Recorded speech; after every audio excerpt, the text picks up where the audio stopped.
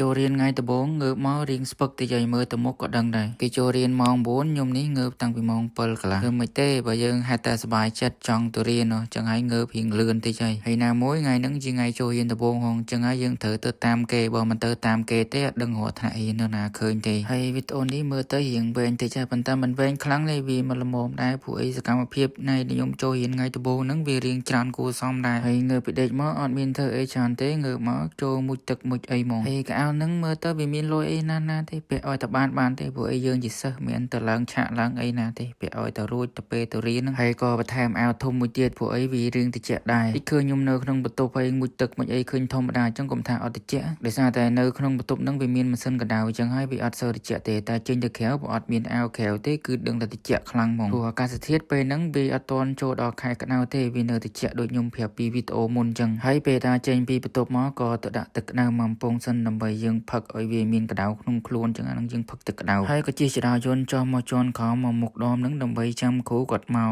គាត់នាំទៅរកថ្នាក់រៀនមើលដូចខ្ញុំប្រាប់ចឹងនៅក្នុងបន្ទប់អត់តិចទេតែពេលចេញមកក្រៅបើដឹងថាតិចម្នាក់ក្អៅពីរបីជាន់ផងព្រោះអីយើងមកដំបូងអញ្ចឹងវារឿងតិចឲ្យអាកាសធាតុអត់ទាន់សមទេហើយបន្ទាប់មកក៏យើងធ្វើដំណើរទៅតាមគ្រូដើម្បីទៅរកថ្នាក់រៀនហើយមកដល់មុខនេះក៏គេចែកអាហារពេលព្រឹកឲ្យយើងមានសាំងវិចហើយនឹងទឹកដោះគោនិងផ្លែក្រូចមួយទៀតគេឲ្យពេលបានហើយក៏ដើរទៅតាមគ្រូទៀតធ្វើឲ្យអត់ទាន់ដល់កន្លែងថ្នាក់ដែលត្រូវរៀនទេហើយមនុស្សឈរជុំហ្នឹងសុទ្ធតែខ្មែរទាំងអស់ទេប៉ុន្តែនៅក្នុងសាលាហ្នឹងមានតែជនជាតិខ្មែរយើងណាមានជនជាតិគ្រប់ជាតិសាសន៍ហ្មងទៅមានច្រើនណាស់ដែលគេមករៀននៅក្នុងសាលាហ្នឹងដែរប៉ុន្តែខ្ញុំមិនសូវស្គាល់ទេអត់ដឹងថាជនជាតិអីខ្លះទេដែលនៅនឹងហើយដឹងត្រឹមថាជនជាតិដែលរៀនមួយខ្ញុំនឹងមានតែជនជាតិចិនជនជាតិវៀតណាមជនជាតិនេប៉ាល់ហើយនិងជនជាតិអូបេគីស្ថានដែលជនជាតិនឹងត្រូវរៀនមួយខ្ញុំប៉ុន្តែមានរៀនគ្រប់មុខទេរៀនតែម៉ោង1ម៉ោងទេប៉ះមុខវិជ្ជាគឺម៉ោងប្រវត្តិហើយក្រៅពីហ្នឹងមុខវិជ្ជាផ្សេងគឺយើងរៀនជាមួយខ្មែរទាំងអស់ជុំគ្នាទាំងអស់ទាំង40នាក់ជាងហើយកុំឃើញមេឃបើកថ្ងៃសាលាល្អអញ្ចឹងកុំគិតថាក្តៅអាកាសធាតុពេលហ្នឹងបើមិន4អង្សាក៏5អង្សាដែរពួកអីនិយាយមកចង់ចេញផ្សាយហើយពេលហ្នឹងហើយឥឡូវក៏មកដល់កន្លែងដែលត្រូវរៀនម៉ោងដំបូងគេដែរពេលព្រឹកហ្នឹងតែចូលរៀនថ្ងៃដំបូងហ្នឹងមានចូលចំថ្ងៃច័ន្ទទេណាចូលរៀនថ្ងៃដំបូងហ្នឹងចំថ្ងៃអង្គារអញ្ចឹងហើយមុខវិជ្ជាដំបូងថ្ងៃអង្គារដែលខ្ញុំប៉ះហ្នឹងម៉ោងកីឡាហ្នឹងម៉ោងវាយសីកន្លែងដែលត្រូវរៀនហ្នឹងគឺនៅក្នុងតារាងវាយសីហ្នឹងហ្មងតែថ្ងៃដំបូងអញ្ចឹងគ្រូអត់រៀនទេគ្រាន់តែគាត់ហៅឈ្មោះឲ្យស្រង់អវត្តមានហើយក៏គាត់ឲ្យចេញទៅវិញហើយបន្ទាប់មកក៏យើងធ្វើដំណើរទៅកន្លែងថ្នាក់មួយទៀតថ្នាក់ដែលយើងត្រូវរៀនមួយទៀតហើយម៉ោងទី2ដែលខ្ញុំត្រូវរៀនហ្នឹងគឺម៉ោងប្រវត្តិហ្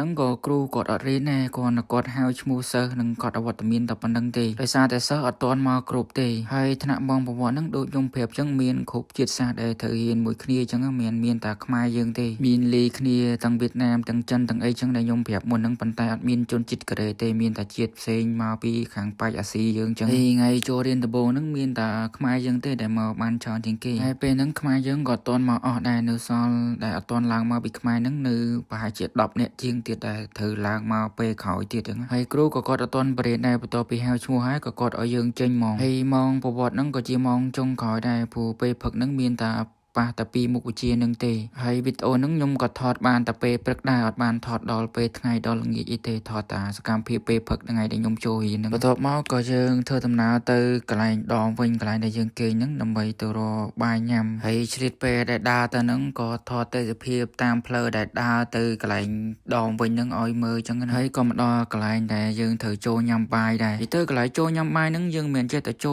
លបានសេរីយើងត្រូវត្រង់ជួរតាមគេយើងមកមុនយើងចូលមុនយើងមកក្រោយយើងត្រូវត្រង់ជួរហើយយើងចូលមកយើងត្រូវ scan មេដៃទៀតបើសិនជាយើង scan អត់បានទេក៏យើងអត់បានញ៉ាំបាយហ្នឹងដែរដោយសារតែសាលាគេសិតតែមាន system របស់គេអញ្ចឹងហើយពេលដែលយើងមកដល់ហ្នឹងគេត្រូវ scan កញ្ចោដៃយើងចូលដមកន្លែងគេហ្នឹងក៏ត្រូវ scan កញ្ចោដៃដែរចេញចូលអញ្ចឹងដើម្បីបើកទ្វារមុខហ្នឹងហើយពេលយើងញ៉ាំបាយក៏យើងត្រូវតែ scan ដែរ scan រាល់ថ្ងៃហ្មងអត់ខានអត់បានទេមិនយើងចេះតែចង់ធ្វើអីបានសេរីទេនៅនេះទៅបើសិនជាយើងអត់ scan ដៃទេយើងធ្វើអីអត់បានហើយបើសិនជាគេឆែកទៅមានបញ្ហាអី